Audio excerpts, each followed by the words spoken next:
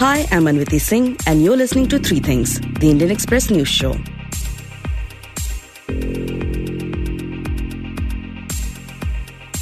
In this episode, we talk about a new guided missile destroyer, INS Mormugao. We also talk about a rise in organ donations after it dipped during the pandemic. But first, we discuss the latest trade data released by the Ministry of Commerce and Industry. Over the last month, a small growth in India's export and import numbers was seen compared to the same period last year. While growth in export and import can be beneficial for the economy, the gap between import and export numbers must not be too wide, or it can pose certain challenges for growing economies. In this segment, we speak to Indian Express's Udit Misra about these challenges. So Udit, can you first tell us what happens if India exports more goods than it imports? So typically, the gap between exports and imports is called a trade deficit. Now, different countries have different requirements, different core competence, different things that they can export, different things that they need to grow, and they need those imports. We are talking in terms of value, in terms of, say, the dollar value of total exports and total imports. And the central thing to understand in this metric is that suppose country is exporting goods worth $100, but importing goods worth $200, then that puts pressure on the domestic currency. How? Because your exports will earn you $100. So that covers only half of your imports. For the remaining $100 of imports, you will have to then figure out a way to go to the market, buy those $100 from the international market, and then buy the remaining $100 of goods, that is your imports. And to do that, you'll have to go to the market and take your rupee and buy dollars. And as a result, the value of dollar in the market will go up and the value of rupee will come down. And that essentially is the exchange rate. Since in the recent past, we've been talking a lot about rupee's exchange rate vis-a-vis the dollar sort of coming down, weakening. This is one reason why it continues to weaken right through India's history, is because we typically import more than we export. That puts the pressure on India's exchange rate. Right. So what is India's export rate according to the latest data? Yeah. So, if you look at the data, you'll find that traditionally we've always had a trade deficit, which means that we always, in any particular year or in any particular month or any particular period within a year, we've always had a trade deficit, which is to say that we imported more than we exported. And as a result, there was this pressure on the currency. That gap has to be filled through some way. And, the latest data shows that, say, in November, we exported goods worth 32 billion and we imported goods worth 56 billion. So again, there is a deficit. But, it is also important that we find that the current financial year has been particularly bad for India because the trade deficit has been massive. And that is partly because of the fact that the global economy has been slowing down. And so the demand for our goods, which are our exports in the global market, has been coming down because they are slowing down. Secondly, our domestic economy has been growing faster than them. And so our demand for imports, as it were, the goods of other countries has been robust, has been up. And also there is a pricing factor that, a lot of things that we import have also been costly right through the year. I mean, now say crude oil prices have calmed down a bit, but, through the year, we found that crude oil prices are pretty high. So that high price also then makes the valuation of imports higher. So we found that the current financial year, the trade deficit has been much higher than in any of the previous years.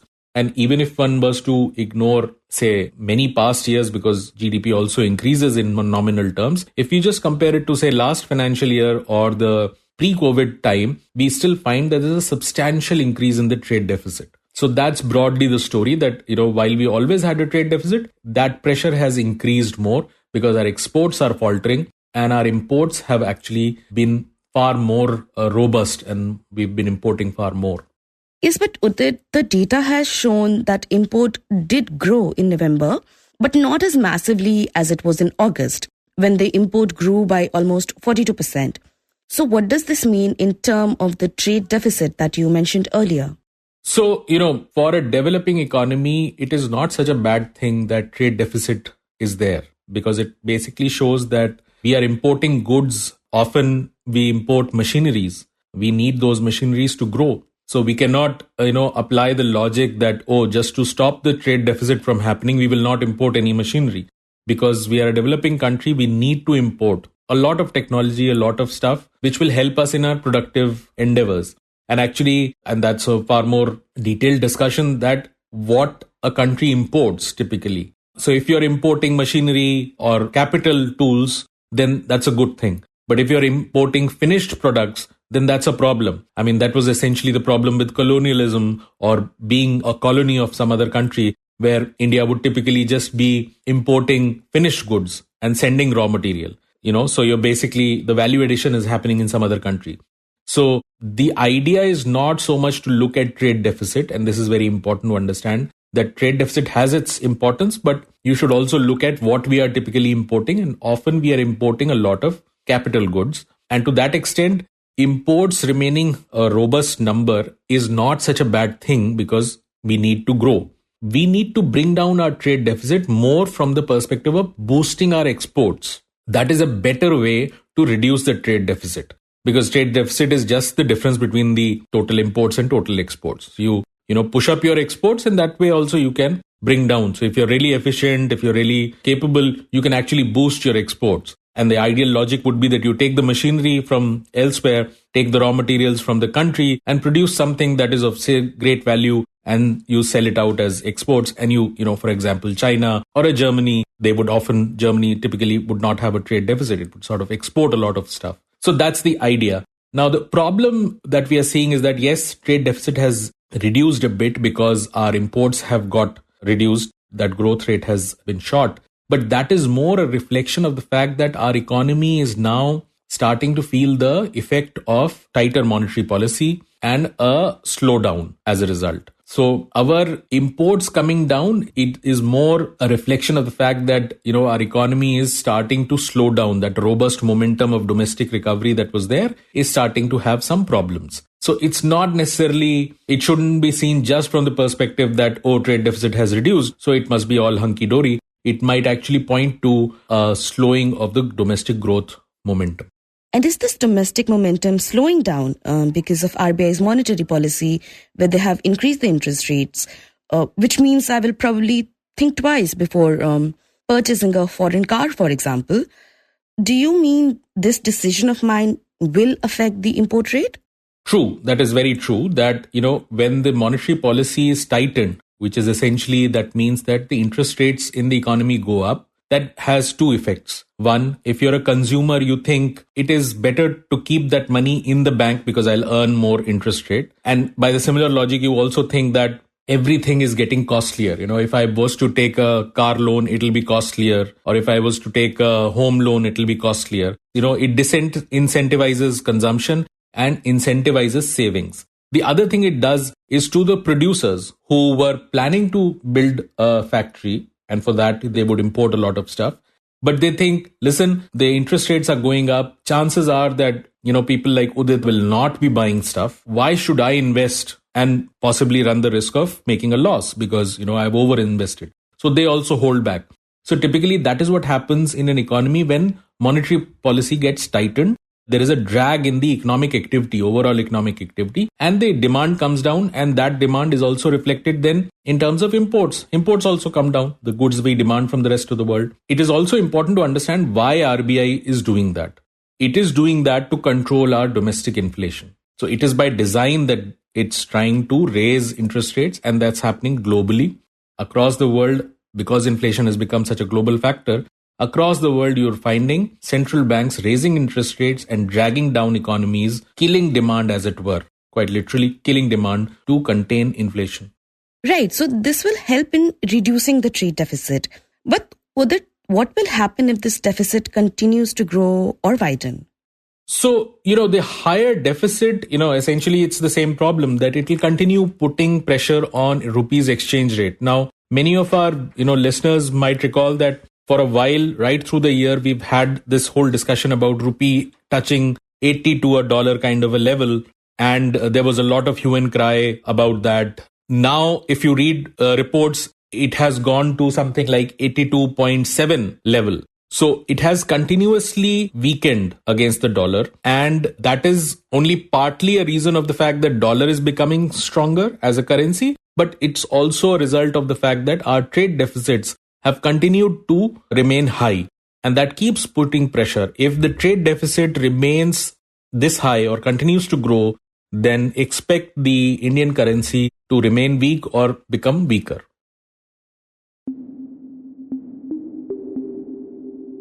And next, we talk about INS Mormugao, the new guided missile destroyer which was commissioned into the Indian Navy on Sunday. This is the second ship of Project 15B of the Indian Navy. The INS Mormugao and other ships that come under this project have unique features, which sets them apart from previous destroyers. It is also a key asset in network-centric warfare. And we speak to Indian Express's Sushant Kulkarni about this new guided missile destroyer and its role in the Indian Navy. So Sushant, before we go into the details of INS Mormugao, can you first tell us what is a destroyer? So in naval parlance, destroyer is primarily a ship which is swift, which is agile, and it has a longer endurance. But their primary role in a naval operation, or for example in a fleet or a carrier battle group, is to protect the larger ships that are in that convoy. These destroyers are primarily armed with various weapons, including missiles and torpedoes. So the guided missile destroyers are armed with guided missiles, and they can participate in anti-aircraft operations, anti-surface operations, which is on the surface of the sea and land, and also subsurface operations, which means it can also undertake anti-submarine warfare operations. So this is the primary role of a guided missile destroyer. Okay, and this was a part of Project 15B, right? So what is this project? Yes. Okay, so these are code names that are assigned to individual projects of the Indian Navy. Now, this INS Mormugao is part of a class called Vishakhapatnam class of ships. These are all guided missile destroyers. The four ships in Vishakhapatnam class are INS Vishakhapatnam, INS Mormugao, INS Imphal, and INS Surat. So they are named after these cities or important places in India. So Sushant, can you tell us a bit more about this concept of a class when it comes to naval ships? A class is primarily a category of ships that has a particular function assigned to it, which has a particular weaponry, it has a particular make, and also a specific tonnage to it. Now, this 15B are primarily an advanced guided missile destroyers. For example, 15A, which is the Kolkata class of destroyers, was a previous class that the Navy has inducted over the previous decade. Now, the Kolkata class was an advanced version of a Delhi class of guided missile destroyers. So, Project 15B primarily is the project undertaken by the Mormugao dock shipbuilders to build these advanced guided missile destroyers. Right. So, and how long did it take for these destroyers to be commissioned into the Navy? Yes. So the Project 15B, this contract was signed in 2011, and the construction of ships also started around the same time. So there are various stages in the lifetime of a ship. The keel of this ship was laid in 2015, and it was launched, which means it is launched into the waters. This process was done in September 2016. The first sea sortie of the Mormugao was completed in December 2021, and now it was commissioned into the Navy. Okay, and this class is one of the most advanced ships in the Navy. Can you talk about the features of INS Mormugao and the other ships of this class that sets them apart? This is a follow-on of the Kolkata class of guided missile destroyers. So all the feedbacks that were given by the Navy were incorporated in this class, along with a lot of new technologies that have come in over the period. For example, I'll give you a brief idea of the dimensions of this class of ships. So these are around 163 meters long, 17 meters wide, and they have a displacement of around 7,300 tons. Just for the comparison, the recently commissioned first indigenous aircraft carrier, INS Vikrant, is around 262 meters long. It is 62 meters wide and has a displacement of around 43,000 tons. Now, INS Mormugao is operated by a crew of around 350 people, including 50 officers and 250 sailors. It has a much better habitability than its previous classes. On the front of the new technologies, it has multiple fire zones. It also has a battle damage control system. This class of ships also has total atmospheric control system, which means they offer protection to the crew from the chemical, biological, and nuclear threats. On the firepower front, as I told you, because these are equipped with guided missiles, it is armed with the Barak 8 surface-to-air missile, the indigenous BrahMos surface-to-surface missile, along with several high-end guns that make it very lethal in naval operations. It also has state-of-art facilities to operate multi-role helicopters, including the Sea King and the indigenous HAL Dhruv. And Sushant, this class of ships is a key asset in quote-unquote network-centric warfare. Could you explain what is a network-centric warfare and how these ships help in that?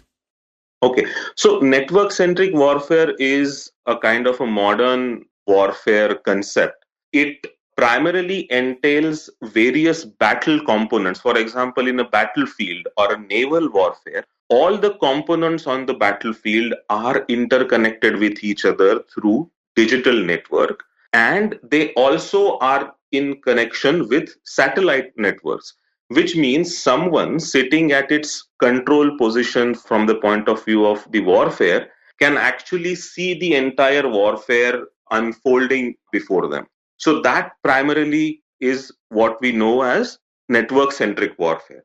Any component which wants to participate in a network-centric warfare needs to be equipped with state-of-art technology in terms of communication and sensors also. So in that way, INS Mormugao is equipped with all those sensors and communication facilities, which make it a very key asset for the network-centric warfare. Which means that when a ship is operating in a battle or conflict scenario, it has all the connections with its fellow ships. For example, the carrier battle groups have the aircraft carriers in them, they have corvettes, frigates, destroyers, they have supply ships, and also the subsurface components, which means the submarines. All these assets, from the point of view of warfare, are connected through this central network, and then they are operated from a command post. So that's what makes this warfare unique.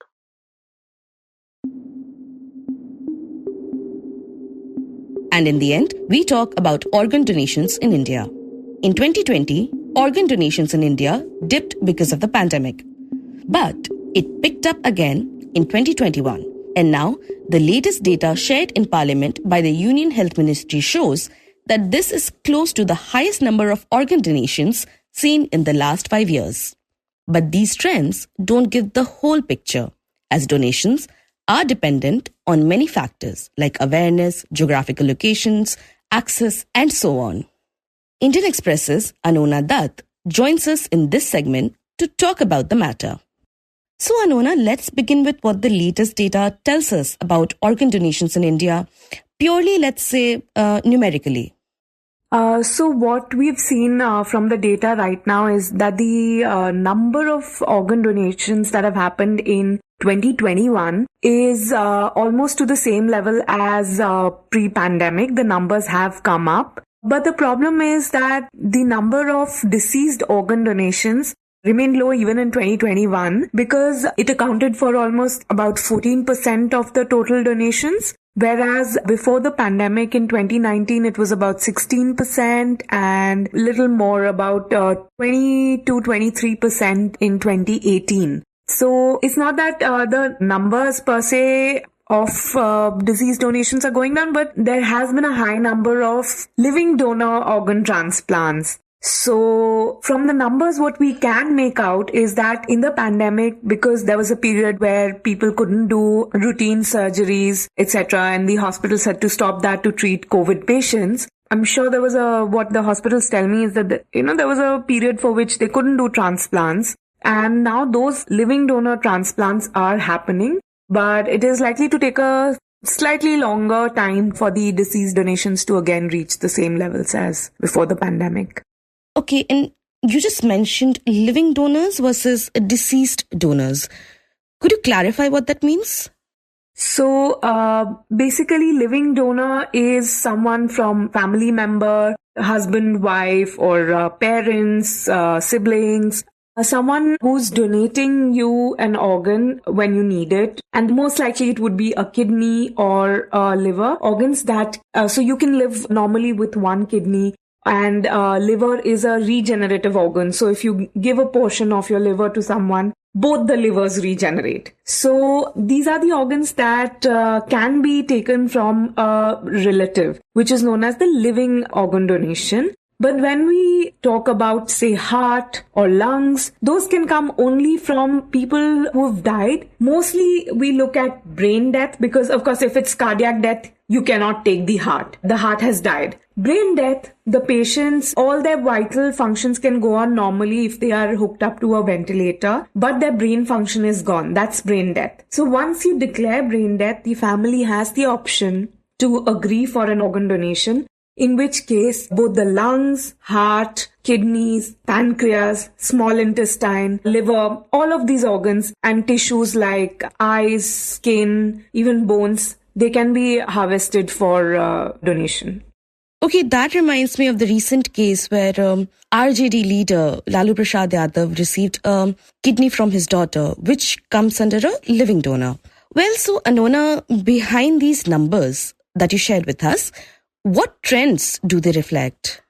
So the trend, like I said, most importantly is that we need to increase our deceased donations. Because if you see in other countries, most of the organs actually come from deceased donors. Whereas in India, the deceased donation is hardly 20%. That was at a peak. And 80% of the donations are from living donors. What NATO, which is the National Organ and Tissue Transplantation Organization, is trying to do is promote organ donation in people so that people pledge their organs, and in case they meet with an accident, which is the most common cause of brain death in people who have relatively healthy organs.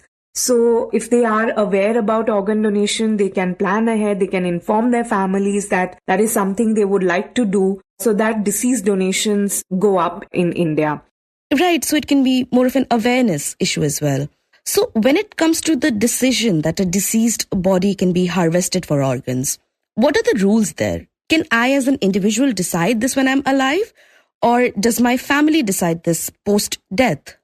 So the weird thing is that even if a person, say, consents to organ donation when they are alive and they sign up this, so everyone can pledge their organs with NATO. There is a tab on their website and you can get a organ donor card made there. But even if you do that, it is really important that your family consents to the donation after you have passed away. And no center, to my mind, would do it without the consent of the family members. So it is important, and that is what even NATO says when they say that, okay, you're pledging your organ. But make sure you tell your parents, you tell your spouse or partner that, this is something that you would want to do, because the decision, after all, actually lies with the family members after the death. Other than that, I guess now with the law for living will, one can leave behind a legal document stating that they would like to donate organ. Anona, can you elaborate on what you mentioned, this law of living will? What is that? So it is a document where you can state that, okay, if I have so-and-so condition, please don't use extraordinary measures and things like that. You can mention what kind of interventions you would like, and you can also mention whether you would like to donate your organs, your body, etc. in the living will. Oh, right. So it's like how you see on those medical shows that people sign a document beforehand so that they don't want to be put on a ventilator in a static state. if they're brain dead. I mean, if they were to be brain dead. Okay, now coming back to this data, can you tell us if there are any geographical or cultural differences in the trend of donating organs? Yes, absolutely. So, and this is not something to do with the pandemic. This divide has always existed in India for some reason, much before the pandemic, since the beginning of the organ transplant program in India. We see the highest number of donations coming from southern states, and the data shows, I think, the highest is in Telangana, then Tamil Nadu, Karnataka. In fact, Chennai is one of the leading centers for organ transplant in India. Then after the southern states, it's the western states where a high number of donations happen. States like Maharashtra and Gujarat see a lot of donations. Then it is the north and then the east. So this is a pattern that has existed for years.